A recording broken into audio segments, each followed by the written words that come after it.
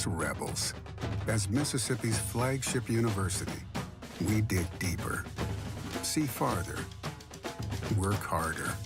We pioneered human organ transplants. We helped prove Einstein's theory of gravitational waves. We are conducting life-changing research that solves the problems of today. We are Ole Miss, transforming lives and the world. Hey, welcome to the POMcast with Stephen Willis. We're going to start in a few minutes, but I want to tell you to hit up our social sites, retweet, share, comment, like, do all of that stuff. It can only help us out and it'll make the show even better.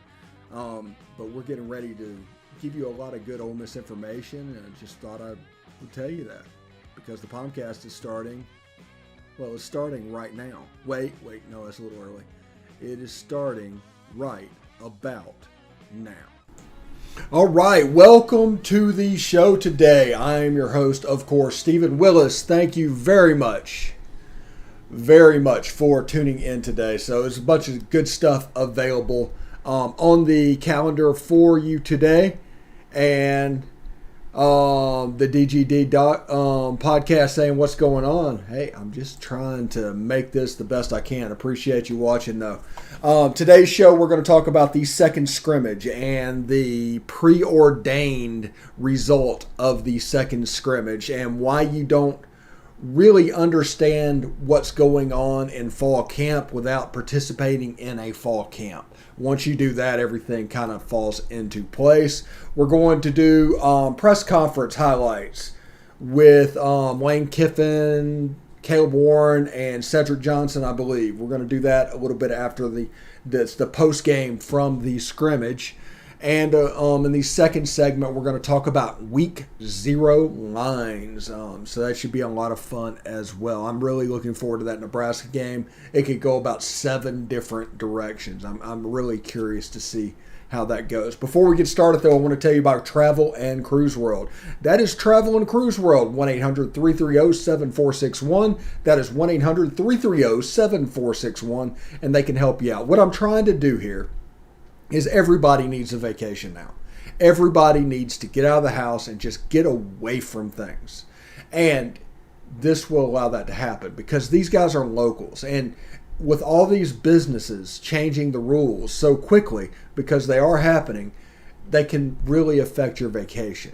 So these guys can help anticipate what's going on. They can tell you what's happening because their feet are on the ground here in Central Florida, whether it's the beaches, whether it's the parks, whether it's the other attractions that are going on down here. There's plenty of stuff to do in Central Florida, and these guys have all the pulse of the information. So that is Travel and Cruise World, 1-800-330-7461. See Central Florida like a local, travelandcruiseworld.com.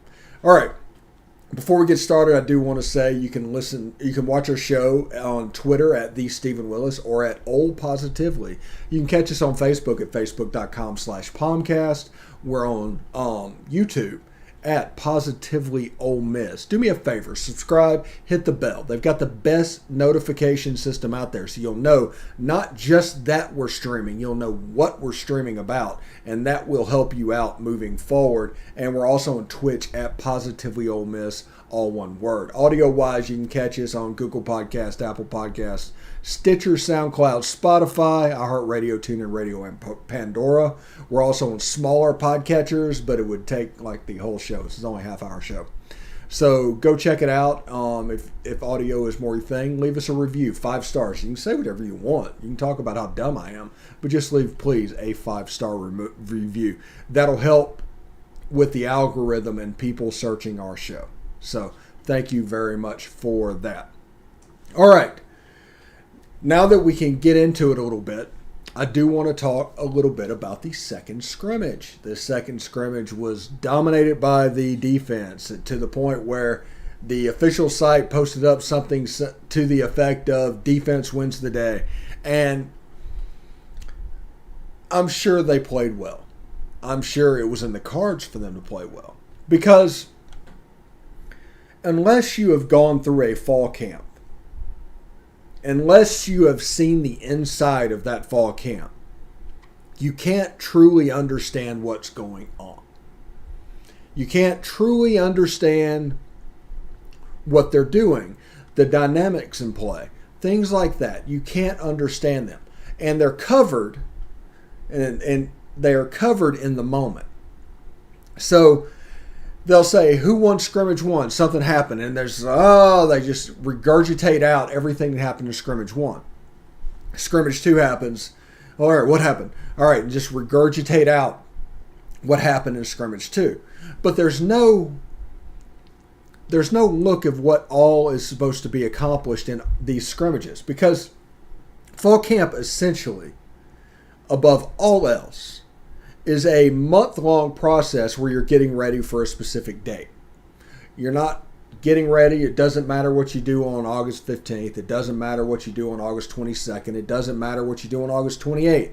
It's all building towards September 6th or September 4th if you're another team. And that doesn't coalesce with the give me the info now. Give me the info now. Oh, this person's injured the first week of fall camp. Is that a problem? Well, only if he's injured through the first game. Lane Kiffin did mention in his press conference he has no significant injuries on tap of players that would be contributors. So that's good to know. And like I said, we'll do press conference highlights in just a second. I need a water because I got a little tickle in my throat. But it is important to know it's important for you to know as a fan what you don't know and what you can't know, and understand what other people that are claiming to know can't know. Like everything that the pay sites are getting is basically from the press conferences. That nobody's tight-lipped, everybody's keeping their mouth shut. It's the reason whenever they predict something, they're wrong like 85% of the time. I mean, it's almost consistently wrong at this point. And that's because they just don't know, because everything they get is from the press conference. And I am such a fan, good grief, of how Lane Kiffin and his guys do press conference. It is almost like it's a chore. They don't want to be there, and they don't want to tell the media a single thing. And that is because if they know and he tells the media a single thing, they will go off and play insider and pretend like they know what's going on and tell other people, and all of a sudden that secret isn't a secret anymore. Any advantage that you were going for is gone. Any advantage that you're going for is gone. And it's interesting to see. Yes, I agree, damn good dog. DGD, damn good dog. If they finish in the around 60th, you're looking at a 10-win team. If they finish around 80th, you're looking at an 8 or 9-win team. If the defense is the same as last year, it's probably still 6 or 7 wins, to be perfectly honest. Because in a 10-game All-SEC schedule, that's going to present itself differently. So, I just want to point out that people just can't know what's going on unless you've actually sat through a fall camp. Unless you've actually done it, you can't understand what goes on behind the scenes.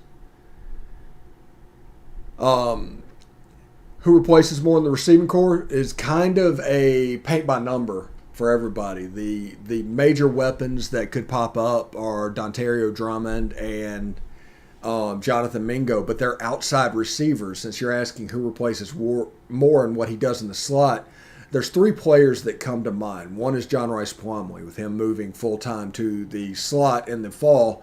I think there's a chance that elements of Elijah Moore are going to be replicated by John Rice. Then you have Jacour Pearson, who is let's just say a B- Elijah Moore type player. He's also from Fort Lauderdale. He's a very quick guy. He's a phone booth player. I expect him to get some reps. He can do some stuff that Elijah Moore does. And J.J. Henry is more of a Jalen Waddle type slot. He's a burner. He's an elite Texas player, and you can count on him to make extremely big plays going forward. But I think those 3 guys are going to replicate the total package because, John Rice and J.J. Henry don't have the experience to replicate what Elijah Moore did.